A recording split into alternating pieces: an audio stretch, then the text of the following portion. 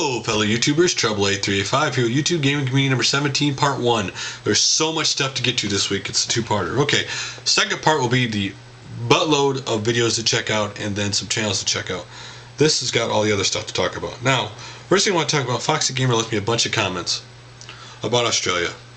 For those who don't seem to understand, Australia has some of the strictest internet and gaming laws in the world. Let's take Grand Theft Auto, for example. She mentioned that here in the United States, the version we got, and the one they got had to be tamed down to be released there compared to the US version. Not only that, but next year in Australia, they're getting a massive filter putting on their internet next year that is meant to block pedophiles and meant to block illegal downloading or catch them. Now, why is this important? You say because, you know, in the near future, a lot of countries in the world may try to do the same thing. Now again, this is a bigger topic I'll talk about online. And this could slow down their internet. So gaming wise, it could affect the point where they may not be able to online game in Australia because it slows it down too much to play online. Again, this is a massively big topic. I'm going to check out this Justin. She said how to find out about everything, and I will get back to you in a later date about this subject. There's a lot of other comments people left in those videos I'd like to get to, but too much content this time, so I'll have to get to it down the road. Next up, Light Slei had questions I said I was going to answer, and here's the premise of his questions. Say someone starts a series of videos, and they lose their drive towards making those videos, and thus feel the quality is degrading. This is the premise we're working with here. What would be your perspective on this? Well, let me say this first. When I see someone's videos quality going down, I think number one, is something changed in their family life? Is something changed at their work? Is something changed in their health? Is it possibly that they are a perfectionist, and by trying to perfect it too much, they're actually making the videos worse? Or are they trying to force the videos into their life? What I mean, instead of working their videos with life, they're fighting it. Listen, when you make these videos, and let's say the rest of your life isn't going very well, it shows in the videos. When everything in your life's going really good, it also shows in your videos. So that's what I originally would think when I hear this topic. But number two, should they wait until they regain their drive and leave the fans of that series in limbo? The answer to this is simply yes.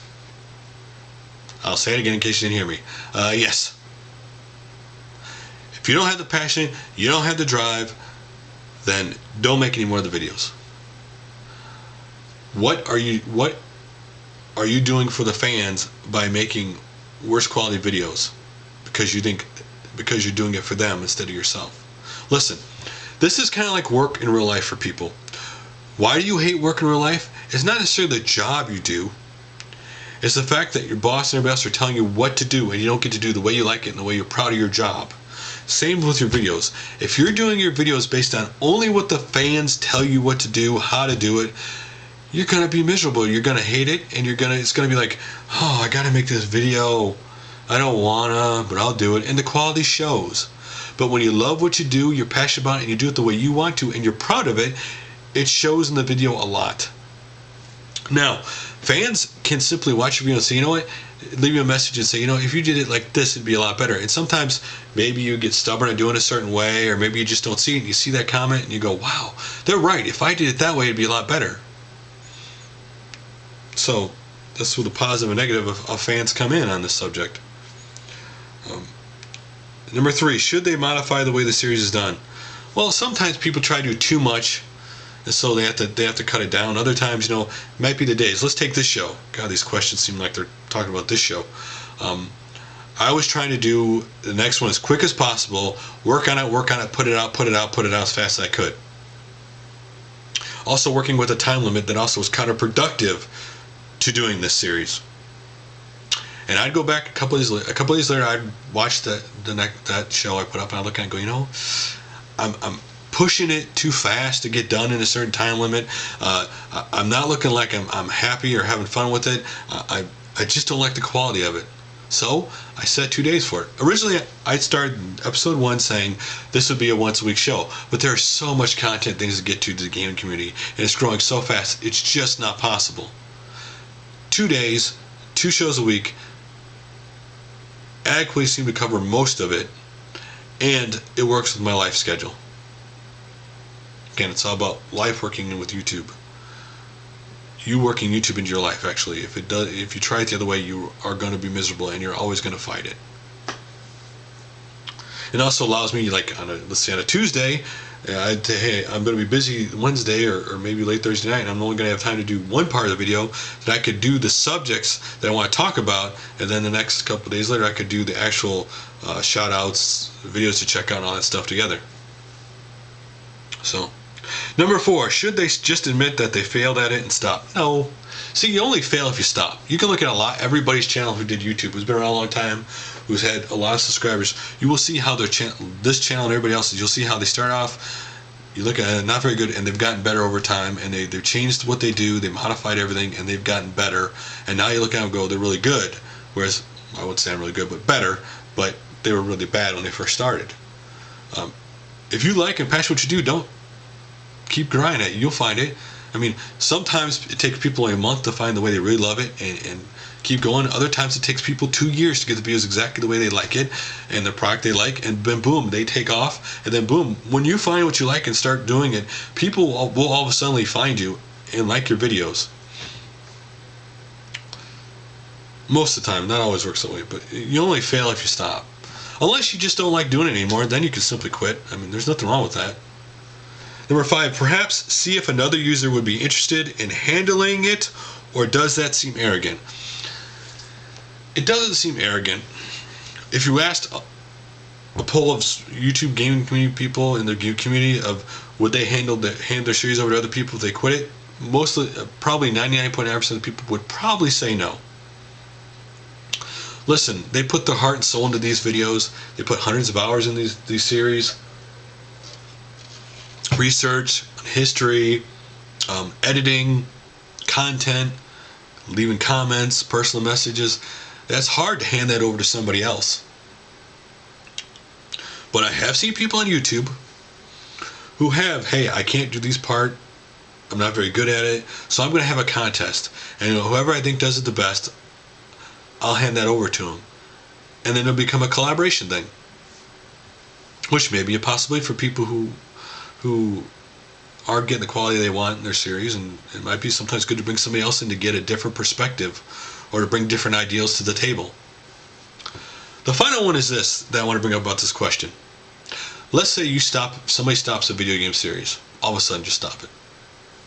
And you like the series, you like the premise of it, the ideal, and you want to keep it going. So you send that person a personal message. You ask them, hey, I like the series, the premise, ideal. I want to keep it going. Can I keep it going? Do you have any other ideals about it that you want to do but you never got to? The worst thing they could either say yes or no, and they say no for the prospect of this. But they're not doing them anymore. So what you could do is you put that first video out and you explain, you asked the person who originally did it, they said no, and this is why you're going to go on with the ideal, why you're passionate about it, what you like about it. Now, what could be the outcome of doing this is simply this. Say that person gets mad because it's their baby, and they could try to turn their subscribers on you, and you'll have some who will.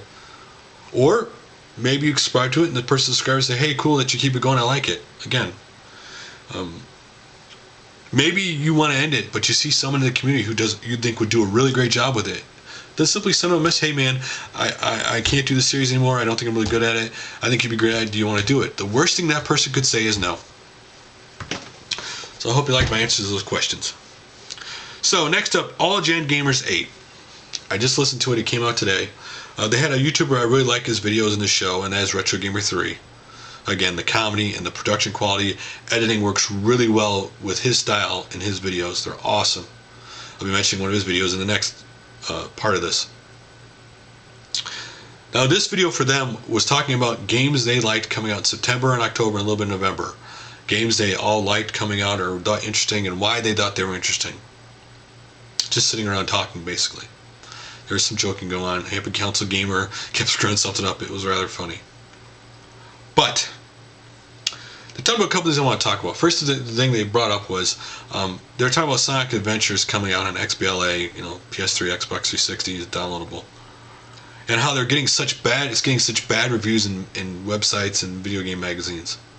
This is the thing I hate about video game magazines and websites. This is why I only watch trailers of a game I like. I do not watch these reviews and stuff, because what happens is, even though you don't think it happens, you read it and certain things get put in your head before you play the game, and then when you play the game, those thoughts come out. You sit there and play the game and they're there. They change the way you think of the game or may like the game. Rather than if you sat down and actually played the game, you would find out you really like the game. But because these preconceived notions are put in your head, it ruins the game experience for you. Sonic has that. No matter what they seem to do, these video game reviewers are going to slam it. Has Sega made mistakes for it? Sure they have. Sonic was basically a gimmick with an attitude. It got really popular. I love Sonic 1 and 2, like everybody else did, I imagine. The problem with Sonic was simply this. Mario, kept making changes through generations going on. Sonic didn't make changes that they should have done. It should have kept step with Mario, but it didn't. They did some goofy things with it and everything else. So, today we should be having an argument about which is better, Sonic or Mario, but we don't, because Sega, they just didn't take it where it needed to be. You're going to ask me, how could Sega fix Sonic? Well, first of all, Sega could do two parts of Sonic. They could keep the old Sonic alive by doing XBLA like Sonic 4, which is great. And then in order to fix Sonic for next generation, you have to almost reboot like Sonic 1, reboot it. Reboot the original Sonic with the story that was in it, but put today's gameplay in it and things in it that were never put in it before because of the fact of your gimmick. You have to do something. That gimmick is what's causing Sonic not to be a great game anymore. That gimmick is limiting the people making the game. This is a problem with a lot of old series that keep going on. They get too caught up in the gimmick, and they can't get over the gimmick or how to modify it to fit today's gameplay, and it ruins the game because they're always fighting. The gimmick's always in their way. So, also, somebody asked them about what they do outside of gaming, and of course you're not going to answer work, and you're probably not going to talk about family life, because the truth of the matter is, as much as you like a lot of people in the gaming community, there are all those nutballs that when you become somewhat of a celebrity, may want to hunt you down or your family and do bad things, thinking that, because they get those stupid ideals in their head. But one of the things interesting is they all talk about how YouTube takes up a lot of their time. And Pete Dory even said that he doesn't watch much TV because he's on YouTube either answering personal messages or watching videos. For context, doing this show, I had to spend at least an hour a night online looking at either videos or channels just to do this show. That does not include the comments and personal messages, which also take at least an hour a night. So it's usually about a 2-hour a night thing with doing this show. It's a lot of time. And of course trying to find time to fit in all my friends' videos and messaging them back and forth, which again adds more time, which I'm getting back into that now. I've got this on 2 days because before this was taking up too much time for everything. So next thing I want to talk about is Stu and Mick's Podcast, episode 3, part 1 through 3. I don't think I've given these guys podcasts enough time like I've given other ones before, quite honestly. David Hasselhoff's channel has it on there.